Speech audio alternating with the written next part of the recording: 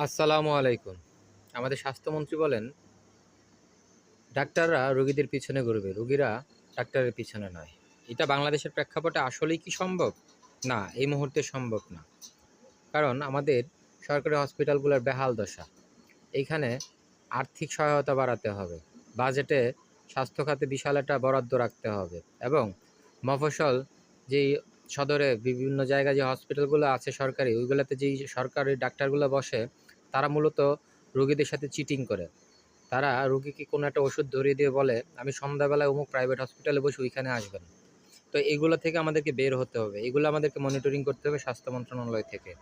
আর মন্ত্রী মহোদয় যেটা বলছে, আশা রাখি ওরা ভালো মানুষ, ভালো কাজ করবে ইনশাল্লাহ।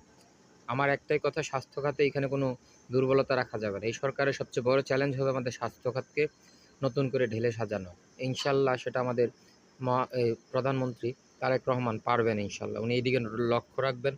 এটা আমার আত্মবিশ্বাস। ভালো থাকবেন। আল্লাহ হাফেজ।